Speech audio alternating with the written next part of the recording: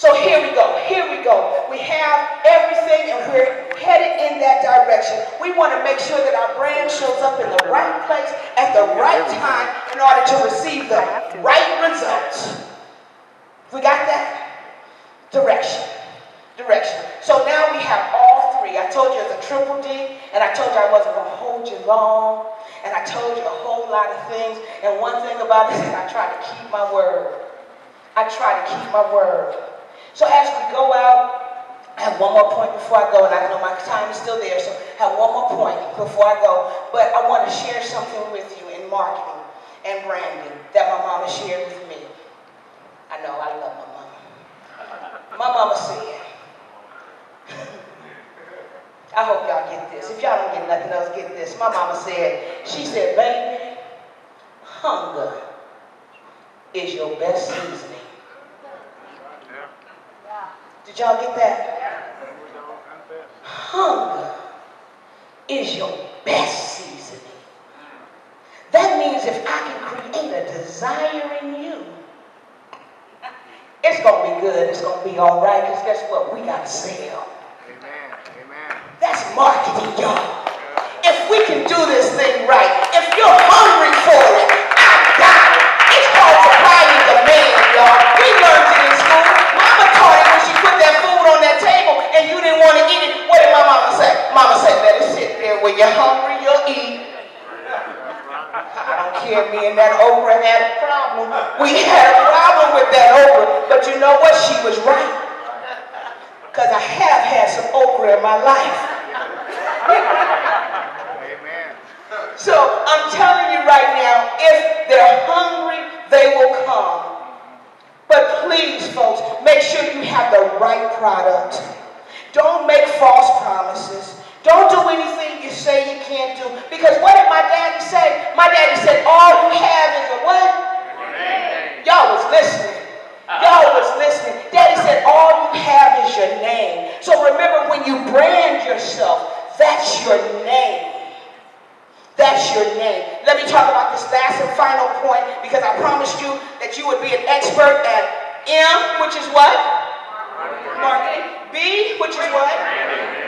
And I think you got that one. I think you got that one. And if you don't, I just want to say something to you. If you miss branding, what do you feel when I say golden arches? You say McDonald's, what do you feel? You feel those memories of being a child, because all of us were there. That youthful, guess what? Go look it up for yourself. What did McDonald's, what was their premise? What was their mission? To service youthful bodies. And that was in 1937. Here it is, 2011, and we're still feeling youthful when we think about McDonald's. What is that, branding? Branding. Okay, so now let's go into accountability. This is the last and final one. Let's get it done. Last and final one, accountability. This is a major, y'all. Because, and I love it, Brian talked about it, and I was like, oh, he's getting it. He's hitting it. He's hitting it. He talked about your why. I submit to you, somebody told me, and I agree, if your why doesn't make you cry, then it's not big enough. Your why, know your why. And I love the other book that we have today in our package is Diary of a Network Marketer by Jessica Johnson. She submits to us that highly effective people know why they're in business. And she goes on further to state that that why is different than a goal. Because a goal is a tangible thing. It is a number. It's something I can touch. It's something I can do. But a why is a purpose. Oh my goodness. So when people say, know your why, I need you to translate it up here and understand that they're saying, know your purpose. Did you realize that when you're in business, you have a purpose? If you want to be successful, you have to know your purpose.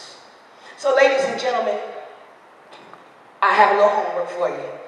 A little homework. Is that all right? Can I give them a little homework? If you know your why, make sure it's something that cannot live without your success. That means you got to dig for it. It ain't just putting food on the table. table, because there's a number of ways you can put food on the table without being in this here business. You need to dig. Find out why you're in business. And not only why you're in business, but why you cannot fail.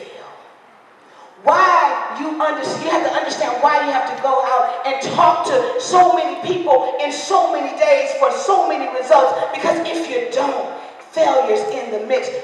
Understand your purpose. And whatever that purpose is, here's your homework. It's easy to find out what it is. Back hurting again, y'all. It's easy to find out what it is. It's almost easy to find out where it is. But I dare you, I double dog dare you to go and talk to your why. Let your why know that you're my purpose. You're my being. You are my success. Because now, that's where I start talking about accountability.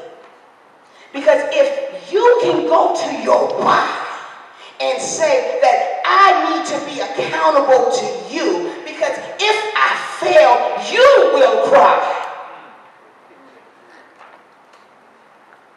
Did y'all hear that?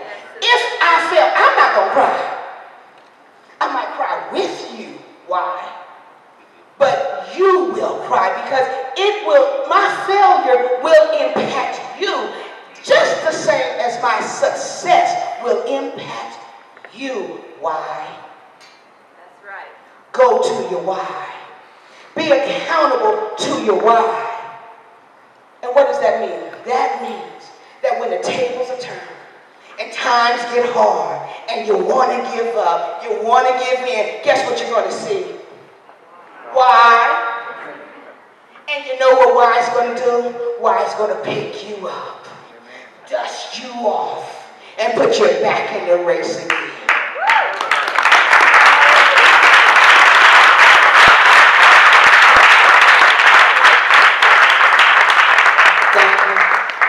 I always say, when I talk to people, not just on the stage, but just period in life, my friends will tell you, my best friend is back there, my assistant's back there, they'll tell you, my publicist, everybody will tell you the same.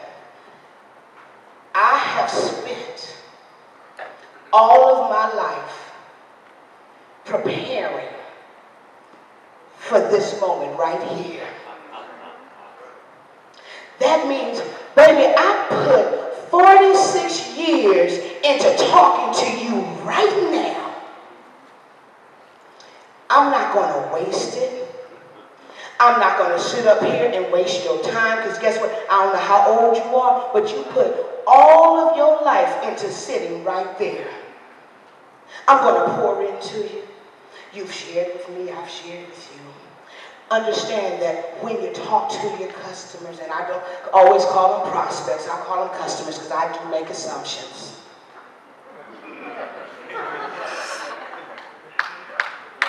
When you talk to them, understand that you're giving them you, that you spend all of your life preparing for that conversation. Don't you waste the next opportunity you have.